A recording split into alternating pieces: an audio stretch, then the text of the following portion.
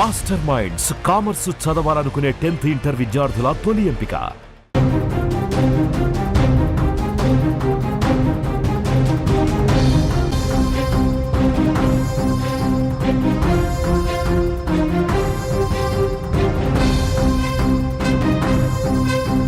వార్జోన్ breaking news అందుతోంది. అమెరికాపై Iran ప్రతీకార దాడులకు దిగుతోంది. సిరియాలోని యుఎస్ మిలిటరీ బేస్ మీద ఒక్కసారిగా అటాక్ చేసింది. దాడి చేసినట్లు ఇరాన్ ప్రకటించుకున్న పరిస్థితుంది. ఈ దాడితో అమెరికాకు ఇరాన్ ఒక వార్నింగ్ సైన్ పంపిన పరిస్థితుంది. నిన్న ఇరాన్లో 3 అణు కేంద్రాల మీద అమెరికా దాడి చేసిన విషయం తెలిసిందే. యుఎస్కి తమ పవర్ ఏంటో చూపిస్తామని ఇప్పటికే హెచ్చరికలు జారీ చేసింది ఇరాన్.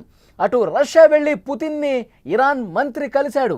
వీరు కలిసిన కొద్దిసేపటికే అమెరికాపై ఇరాన్ దాడి, సిరియాలోని అమెరికా బేస్ క్యాంప్ మీద, మిలిటరీ బేస్ క్యాంప్ మీద దాడి జరిగినటువంటి పరిస్థితుంది. అమెరికాపై ఇరాన్ ప్రతీకార దాడులు స్టార్ట్ చేసినట్టుగా కనిపిస్తోంది. ఇరాన్ ఇజ్రాయెల్ యుద్ధం నేపథ్యంలో ఇరాన్పై అమెరికా కూడా అటాక్ మొదలుపెట్టేసింది. నిన్న ఇరాన్లో 3 అణు కేంద్రాల మీద అమెరికా సైన్యం దాడి చేసింది. ఈ దాడులతో అమెరికాపై ఇరాన్ రగిలిపోతోంది.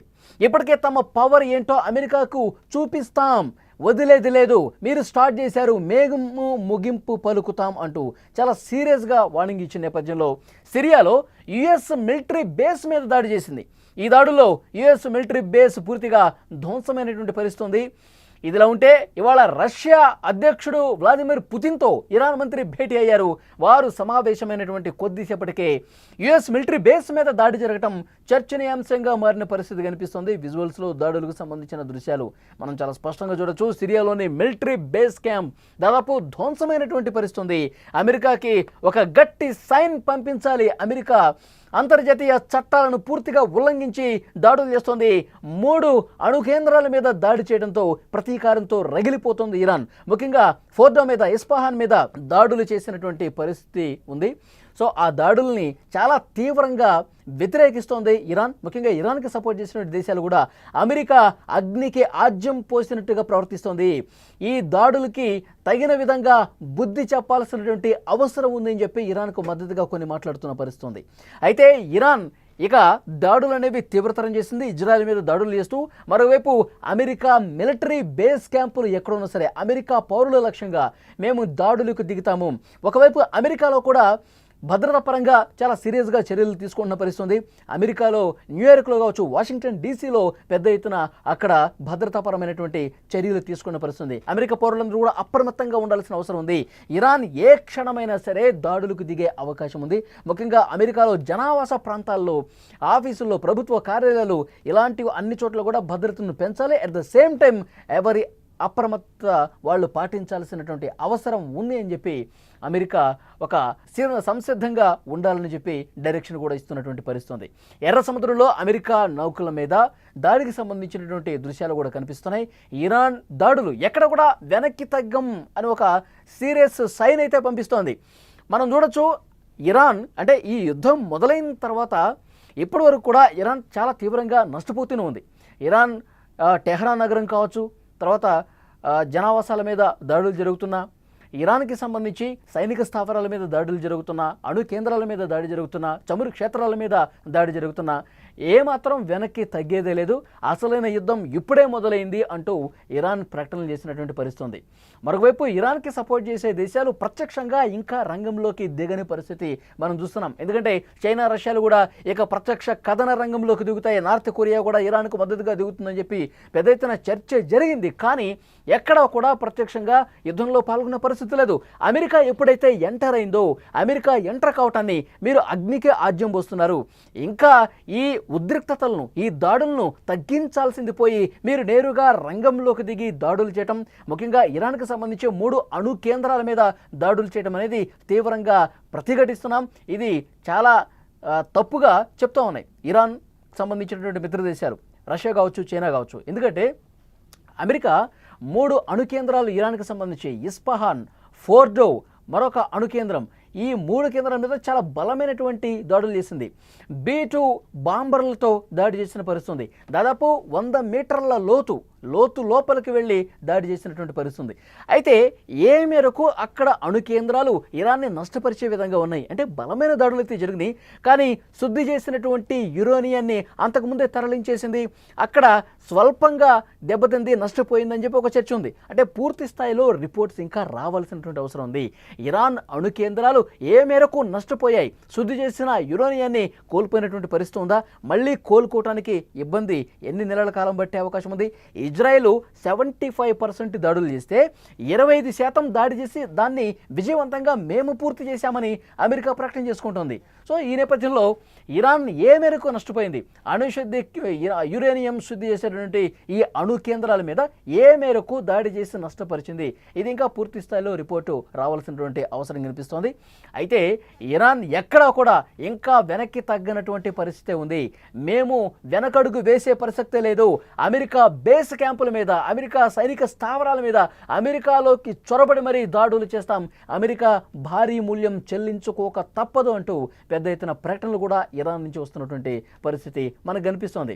ఒకవైపు అమెరికా ఇంకా హెచ్చరికలు జారీ చేస్తుంది, మీరు ఇంకా మితిమీరిన ఉత్సాహంతో దాడులు చేస్తే మళ్ళీ మేము ఇంకా ఈ దాడులన్నీ కూడా ఇంకా పెంచే అవకాశం ఉంది, ఇరాన్ ఇంకా పూర్తిగా నష్టపోయే అవకాశం ఉంది, ఇరాన్ పూర్తిగా తమ ఉనికిని కోల్పోయే ప్రమాదం ఉంది అని ఒక పెద్ద ఎత్తున చర్చ కూడా జరుగుతుంది. సో నెక్స్ట్ పరిణామాలు ఎంత సీరియస్గా ఉంటాయని చూడాలి. ఇరాన్ మాత్రం ఇంకా ఒక ప్లాన్ల మీద ప్లాన్లు గీస్తున్నట్టుగా తెలుస్తుంది, స్కెచ్ల మీద స్కెచ్లు వేస్తున్నట్టుగా తెలుస్తుంది. రష్యా అధ్యక్షుడు పుతిన్తో ఇరాన్ మంత్రి కూడా భేటీ ఇట్లా అయ్యారో లేదో వెంటనే దాడి జరిగినటువంటి పరిస్థితి ఉంది.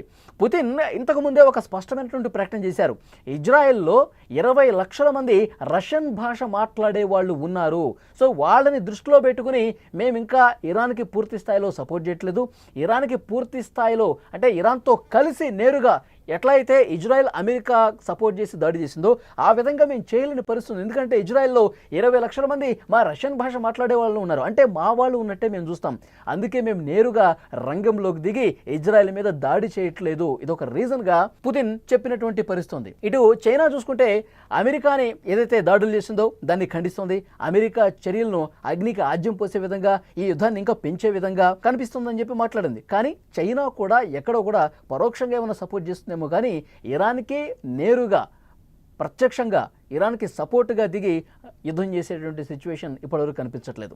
ఇక మిత్ర దేశాలు అంటారా, 21 ఇస్లామిక్ కంట్రీస్ ఒక ఆర్మీగా ఏర్పడబోతున్నాం, మేము చాలా సీరియస్గా ఫైట్ చేస్తాం, 21 మిత్ర దేశాలు ఆర్మీగా ఏర్పడి ఫైట్ చేస్తే కనుక అమెరికా కాదు కదా ఇంకా ఏ దేశం వచ్చినా మా ఫైట్ని తట్టుకోలేదు, ఆ దాడులు చాలా వేగంగా చాలా బలంగా ఉంటాయని చెప్పి ప్రకటించింది ఇరాన్. కానీ నిజంగా ఇప్పుడు పరిస్థితి వాస్తవ రూపంలోకి వస్తే చాలా విఫలమైనట్టు పరిస్థితి కనిపిస్తుంది, ఎందుకంటే మిత్ర దేశాలు ఏవి కూడా అంత ఇదిగా ముందుకు రావట్లేదు, ఎవరు కూడా ప్రత్యక్షంగా పాల్గొన్న పరిస్థితి లేదు, ఎవరికి వారే యమునా తీరే అన్నట్టుగా ఉంది. ఓవరాల్ చూస్తే ఇరాన్ ఒంటరి అయిపోయింది.